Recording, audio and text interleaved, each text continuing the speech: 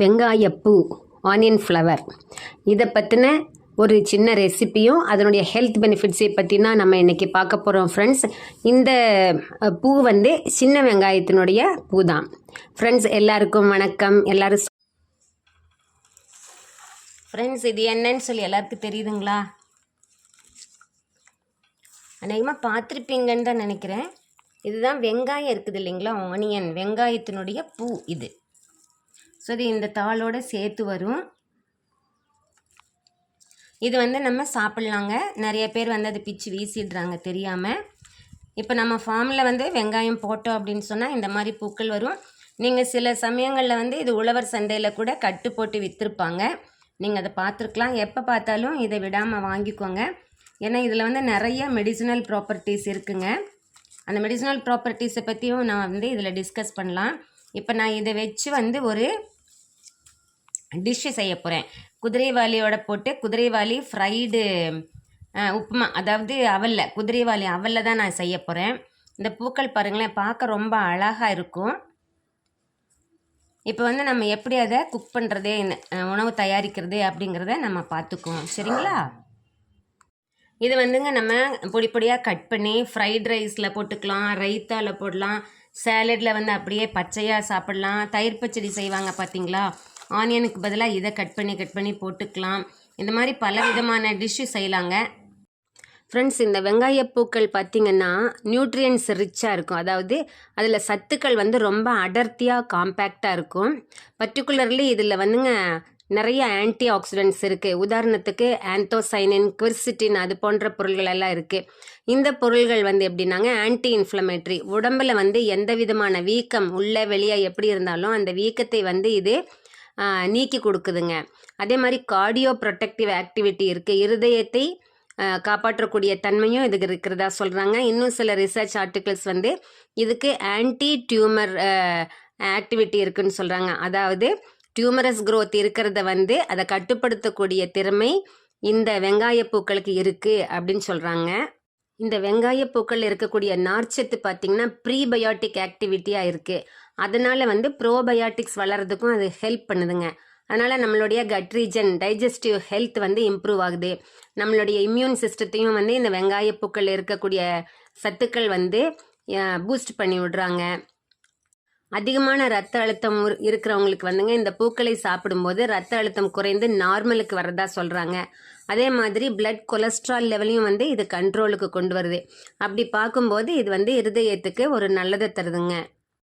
இந்த வெங்காயப்பூக்கள் இருக்கக்கூடிய சில காம்பவுண்ட்ஸ் வந்துங்க நேச்சுரல் லைப்பேஸாக ஒர்க் பண்ணுது. அப்படி அந்த மாதிரியான ஆக்டிவிட்டி அது பண்ணும்போது நம்ம சாப்பிடக்கூடிய பொருள்களை வேஸ்ட் ஆகாமல் ஃபங்க்ஷனல் ஃபுட்ஸாக மாற்றி நம்மளுக்கு எனர்ஜியை கொடுக்குதுங்க. இந்த பூக்களுக்கு வெங்காயத்தை போலவே ஆன்டி மைக்ரோபியல் ப்ராப்பர்ட்டி இருக்குங்க. வெங்காயத்தை விடவே டென்ஸாக இருக்குது இதில். ஸோ அதை சாப்பிடும்போதே பாக்டீரியல் இன்ஃபெக்ஷன்னாலேயோ வைரல் இன்ஃபெக்ஷன்னாலேயோ வரக்கூடிய காய்ச்சல், சளி அந்த மாதிரி இருக்கக்கூடியது, அதே மாதிரி வயிற்றில் டயரியா இன்ஃபெக்ஷனால் வரக்கூடியது, அது எல்லாத்துக்குமே வந்து ஒரு ரெமெடி கொடுக்குதுங்க. இது நம்ம கட் ஹெல்த்தை இம்ப்ரூவ் பண்ணுறனாலேங்க டைஜஷன் ப்ராசஸும் வந்து நல்லா என்ஹான்ஸ் ஆகுது. அப்போ என்ன ஆகும் அப்படின்னா சில சமயங்களில் நம்ம சாப்பிடக்கூடிய உணவில் இருக்கக்கூடிய நியூட்ரியன்ஸ் வந்து அப்படியே வேஸ்ட்டாக வெளியில் வந்துடும். இந்த வெங்காயப்பூக்களை சாப்பிடும்போது நம்ம உண்ணக்கூடிய உணவில் இருக்கக்கூடிய ஜிங்க், அயன், அந்த மாதிரி பொருள்கள் எல்லாம் வந்து நம்ம கட் அப்சார்ப் பண்ணுறதுக்கு இது துணையாக இருக்குதுங்க. இதனுடைய சயின்டிஃபிக் நேம் பார்த்தீங்க அப்படின்னா அலியம் சீப்பா. அதனுடைய ஃபேமிலி வந்து அமரிலிடேசி. முதல்ல இருந்த கிளாசிஃபிகேஷன் படி வந்து அது லில்லியேசியில் இருந்தது. ஆனால் மாடர்ன் கிளாசிஃபிகேஷன் வந்துங்க அது அமரிலிடேசி ஃபேமிலியில் சேர்த்துருக்காங்க.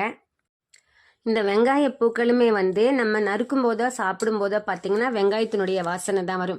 அதுக்கு காரணம் வந்துங்க வெங்காயத்தில் இருக்கிற மாதிரியே இதுலேயுமே வந்து சல்ஃபர் கண்டெய்னிங் காம்பவுண்ட்ஸ் இருக்குது. அதனால தான் வந்து இது நம்மளுக்கு டைஜஷனுக்கு ப்ரமோட் பண்ணி கொடுக்குது. அது மட்டும் இல்லாமல் அந்த வெங்காயத்தை போலவே இதுவும் வந்து சில சமயத்தில் நம்ம கட் பண்ணும்போது கண்ணில் தண்ணி வரும். அந்த கண்ணில் தண்ணி வந்தால் நமக்கு நல்லது தான் இல்லைங்களா? ஸோ ஃப்ரெண்ட்ஸ், அதனால் இந்த பூ கிடைக்கும் நம்ம இப்போ குதிரைவாலி அவலோட போட்டு அதை தாளிக்கிறதுக்காக இது தான் யூஸ் பண்ண போகிறோம். அதுக்கு வந்து ஒரு 5-6 தான் நான் இதில் எடுக்கிறேங்க. ஏன்னா நீளமாக இருக்குது. ஆனியனுக்கு பதிலாக, வெங்காயத்துக்கு பதிலாக நம்ம இதை தான் போட்டுக்கிறோம். இதை பொடி பொடியாக நறுக்கி நம்ம போட்டுக்கலாம். ரொம்ப டேஸ்ட்டாக இருக்குங்க ஃப்ரெண்ட்ஸ். குதிரைவாலி அவல் ஏற்கனவே நான் உங்களுக்கு வீடியோ போட்டிருக்கேன். அதை வந்து நம்ம கழுவி மட்டும் வச்சுட்டா போதும், ஊற வைக்க வேண்டியதில்லை. அது என்ன பண்ணுறது அப்படிங்கிறத பார்க்கலாம் வாங்க. நான் இப்போ ஒரு 200 கிராம் அளவுக்கு உண்டான இந்த குதிரைவாலி அவலை எடுத்துட்டேங்க. எடுத்துட்டு நான் இந்த மாதிரி பெரிய வடிகட்டியில் போட்டேன். ஏன்னா அது வந்து பைப்பு கடியில் வச்சு அப்படியே நம்ம கழுவி விட்டுறலாம். இது ஊற வைக்க வேண்டியது கிடையாது. ஊறுனா கொல கொலன்னு ஆகிடும். அதனால் இதை கழுவி நம்ம எடுத்துக்கலாம். கழுவி எடுத்த உடனே நம்ம தாளித்து விடுறதுக்குள்ளேயே அந்த ஆனியன் இலைகளை அதாவது இந்த வெங்காய பூக்களை வந்து நம்ம கட் பண்ணி தாளித்து விடுறதுக்குள்ளேயே இது நல்லா அந்த ஈரப்பதத்துலேயே வந்து ஊறிக்கும். நம்ம இப்போ இதை கழுவி வச்சுட்டு அதை கட் பண்ணிக்கலாங்க. இந்த அவல் வந்து இப்போ நம்ம கழுவி வச்சது எப்படி கொஞ்சம் நேரம் நம்ம இந்த வெங்காயப்பூவை கட் பண்ணுற வரைக்கும் ஊறிட்டு இருக்கட்டும்ப்பா. இப்போ இந்த வெங்காயப்பூவை வந்து இதோட தாளோட அந்த காம்போடு வந்து நான் கழுவிட்டேன். அதுக்கப்புறம் இந்த வெங்காயப்பூவில் பார்த்திங்கன்னா குட்டி குட்டியாக தேன் பூச்சிகள் தேன் எடுக்க வந்திருக்கும், எறும்புக வந்திருக்கும். அதனால் அதை தனியாக இந்த மாதிரி பாத்திரத்தில் உள்ள தண்ணியில் போட்டு நம்ம அலசிக்கலாம். ஏன்னா அதுக்கு ரொம்ப குட்டியாக இருக்கும் இல்லைங்களா அந்த பூச்சிகள். நம்ம வந்து இந்த வெங்காயப்பூவை நறுக்கி வச்சுட்டோம். இந்த தண்டு எல்லாம் நான் பொடி பொடியாக நறுக்கிட்டேங்க ஃப்ரெண்ட்ஸ். இந்த பூவை வந்து இது வந்து பார்த்திங்கன்னா பூ கொத்து தான். இந்த கொத்தை வந்து நான் அப்படியே போட்டுட்டேன். ஏன்னா இது குட்டி குட்டியாக நறுக்கணும் அப்படின்னா இது தனித்தனியாக விழுந்து வீணாக போயிடும். அதனால் இது வந்து நான் அப்படியே போட்டேன். அப்படியே போட்டதை வதக்கி சாப்பிடும்போது நமக்கு நல்ல டேஸ்ட் கொடுக்கும். இது கூட போடுறதுக்கு நான் ஒரே ஒரு பச்சை மிளகாயை மட்டும் பொடி பொடியாக நறுக்கி போகிறேங்க. இப்போ நம்ம எல்லா பொருள்களும் போட்டு தாளிக்கிறது போல தாங்க ஃப்ரெண்ட்ஸ். நான் தேங்காய் எண்ணெய் விட்டு கடுகு போட்டுட்டு நம்ம இந்த எல்லா பருப்பையும் கலந்து வச்சுருக்கேன் இல்லைங்களா, அதை போட்டுட்டேன். இப்போ இது பொரிஞ்ச உடனே நம்ம இந்த வெங்காயத்தாள், அதாவது வெங்காயப்பூ அப்புறம் பச்சை மிளகா அதை போட்டுருவோம். இப்போ இது நல்லா பொரிஞ்சிருச்சு. நம்ம இதை இப்படி போட்டுருவோம். போட்டு லேசாக நம்ம உப்பு போட்டு வதக்கி கொடுத்தா நல்லா குக் ஆகிக்குங்கப்பா. இப்போ இதில் நம்ம உப்பு போட்டுக்கலாம். உப்பு குறைவாகவே போடுவோம். அப்புறம் இது வந்து நம்ம வதக்கிறதுக்கு தண்ணி ஊற்ற வேண்டியது கிடையாதுங்க. இப்படி நம்ம லேசாக கொஞ்சம் அந்த வெங்காயம்லாம் எப்படி வதக்குவோம் இல்லைங்களா, அந்த மாதிரி வதக்கி கொடுத்துட்டு இருந்தாலே போதும். இது நல்லா வதங்கிக்கும். ஒரு நிமிஷம் கூட ஆகாதுங்க ஃப்ரெண்ட்ஸ். இது சீக்கிரமாக வதங்கிடும்.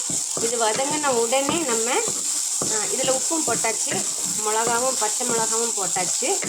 இப்போ அதோடு நம்ம அந்த கழுவி வச்சுருக்கக்கூடிய குதிரைவாலி அவலை சேர்த்துனா போதுங்க. இந்த பூ எனக்கு முழுசாக இருந்தால் பிடிக்குங்கப்பா. அதனால் நான் அதை அப்படியே போட்டிருக்கேன். அதுவுமே வதங்கிடும் நமக்கு. இப்போ பாருங்களேப்பா, இப்போ நல்லா வதங்கிக்குச்சு. இதோட வந்து நான் இப்போ இந்த கழுவி வச்சுருக்கக்கூடிய அந்த அவலை போட்டுக்க போகிறேன். அது வடிகட்டியில் இருக்கிறதுனால தண்ணியெல்லாம் இறங்கி இருக்கும், நல்லா ஊறி இருக்கும். பாருங்களேன் எவ்வளோ பெருசாக அழகாக பட்டையாக ஆயிடுச்சுன்னுட்டு. இதை வந்து நம்ம அது கூட போட்டு இப்போ நல்லா கலந்து விட்டுட்டோம் அப்படின்னா போதுங்க.